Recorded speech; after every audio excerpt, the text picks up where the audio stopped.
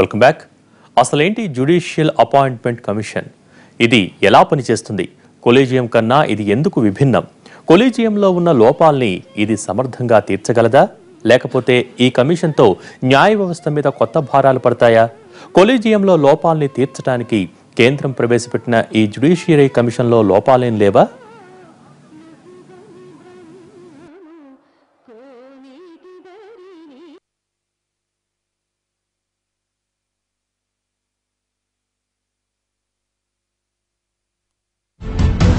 న్యాయ వ్యవస్థ స్వతంత్రతను ప్రశ్నించే హక్కు ఎవరికీ లేదు.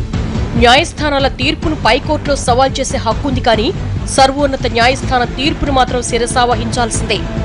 దేశ సార్వభౌమత్వాన్ని కాపాడేది చట్టాలైతే దేశంలో ప్రతి పౌరుడికి సమన్యాయం అందించేది మాత్రం న్యాయస్థానాలే. అందరికీ న్యాయం చేసే న్యాయస్థానాలే దారి తప్పితే ఏంటి అన్న ప్రశ్నలు ఎప్పటినుంచో వినిపిస్తున్నాయి. అసలు దేశంలో న్యాయస్థానాల వ్యవస్థ అందరికీ అతీతంగా ఉండడం ఎంతవరకు మంచిది అన్న విమర్శలు ఉన్నాయి.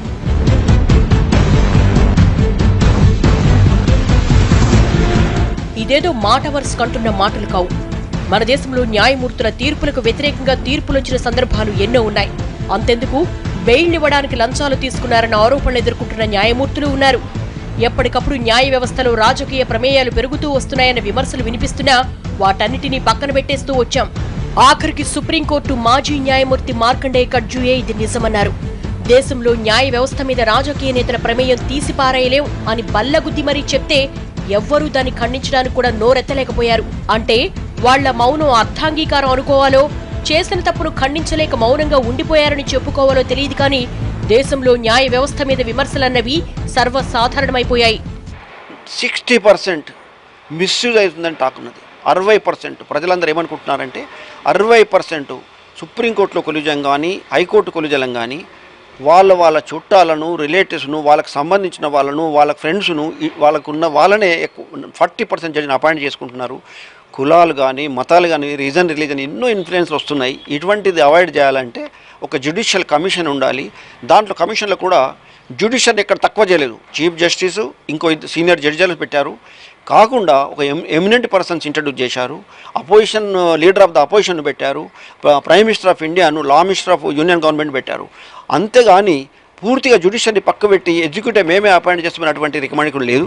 ఈ పరిస్థితిలో మార్పు తీసుకురావాలన్న ప్రయత్నాలు ఎప్పటినుంచో జరుగుతున్నాయి. యూపీఏ హయాంలోనే ఈ నేషనల్ జ్యుడిషియరీ అపాయింట్మెంట్ కమిషన్ ఆలోచన తెరపైకొచ్చింది. కానీ సార్వత్రిక ఎన్నికల నేపథ్యంలో ఇది వాయిదా పడింది.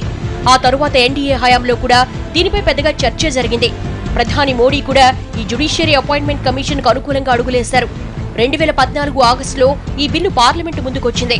2014 ఆగస్టు 13న లోక్సభలో బిల్లు ఆమోదం పొందగా మర్నాడు ఆగస్టు 14న రాజ్యసభలో కూడా ఆమోదముద్ర పడింది. 2014 డిసెంబర్ 31న ఈ నేషనల్ జ్యుడిషియరీ అపాయింట్మెంట్ కమిషన్ కు రాష్ట్రపతి ఆమోదముద్ర పడింది. ఇలా 99వ రాజ్యాంగ సవరణ ద్వారా దేశంలో న్యాయమూర్తుల నియామకాల విషయంలో సుప్రీంకోర్టు న్యాయమూర్తుల కొలీజియం కాకుండా ఈ అపాయింట్మెంట్ కమిటీ ద్వారా న్యాయమూర్తుల నియామకాలు, బదిలీలు జరుగుతాయి. ఇందులో 2 సుప్రీంకోర్టు న్యాయమూర్తులతో పాటు కేంద్ర న్యాయశాఖ మంత్రి, 2 పౌర ప్రముఖులు కూడా భాగస్వాములుగా ఉంటారు. ఈ 2ని లోక్సభ ఎంపిక చేస్తుంది. అంటే మొత్తంగా న్యాయశాఖ మంత్రితో పాటు మరో 2 వ్యక్తులు న్యాయశాఖకు సంబంధం లేని వ్యక్తులే ఈ కమిషన్లో సభ్యులుగా ఉంటారు.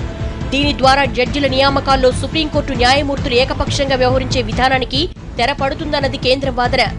అయితే ఇలా చేయడం ద్వారా జడ్జిల నియామకాల్లో ప్రభుత్వం సగానికి పైగా నిర్ణయాధికారాన్ని తన చేతుల్లోకి తీసుకుంటుందన్న విమర్శలు వినిపించినా కేంద్రం మాత్రం రాజ్యాంగ సవరణతో తన మాటే నెగ్గించుకుంది. జడ్జిలను మనం ఎన్నుకోం, మెజారిటీ ఓటుతో తీర్పులు చెప్పం కదా. ఇప్పుడు ఒకరు మర్డర్ చేశాడని అనుకుందాం, అతన్ని మెజారిటీ ప్రజలు ఓటు చేస్తే అతను అమాయకుడు కాడు కదా.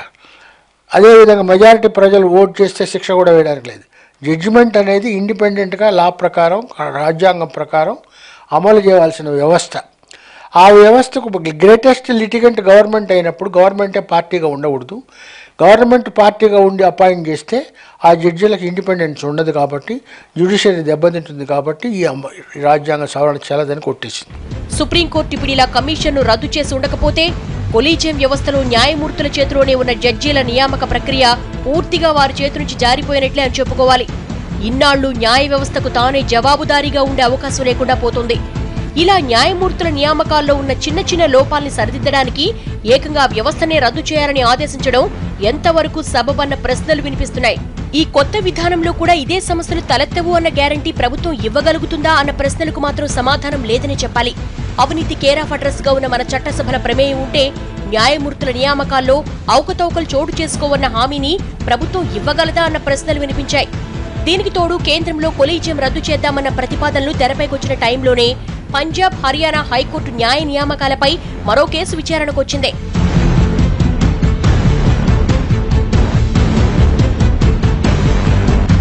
ఈ కేసులో సుప్రీం ప్రధాన న్యాయమూర్తి జస్టిస్ ఎంఆర్ లోధా పిటిషనర్లపై తీవ్ర స్థాయిలో స్పందించారు. న్యాయ వ్యవస్థ పరువు తీయడానికి కొలీజియం వ్యవస్థ ఫెయిల్ అయిందన్న ప్రచారం చేస్తున్నారంటూ మండిపడ్డారు. కొలీజియం వ్యవస్థే ఫెయిల్ అయితే ఆ పద్ధతిలో పీఠమెక్కిన న్యాయమూర్తులే కాదు, మొత్తంగా దేశంలో ఉన్న న్యాయ వ్యవస్థే విఫలమైనట్లవుతుందని ఆగ్రహం వ్యక్తం చేశారు. కొందరు వ్యక్తుల అసత్య ప్రచారంతో న్యాయ వ్యవస్థపై ఉన్న గౌరవానికి భంగం కలిగిస్తున్నారంటూ విమర్శించారు. మొత్తంగా ఈ లోధా ఆగ్రహం పరోక్షంగా కేంద్ర ప్రభుత్వ వైఖరిపై సుప్రీంకోర్టు వ్యతిరేకంగా ఉందన్న అంశానికి ఆనాడే అద్దం పట్టింది.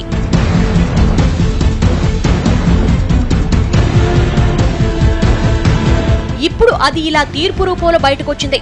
మొత్తంగా న్యాయ వ్యవస్థలో నియామకాలలో తుది నిర్ణయం కొలీజియందే అని సర్వోన్నత న్యాయస్థానం తేల్చి చెప్పేసింది. స్టోరీ బోర్డులో షార్ట్ బ్రేక్ తీసుకుందాం.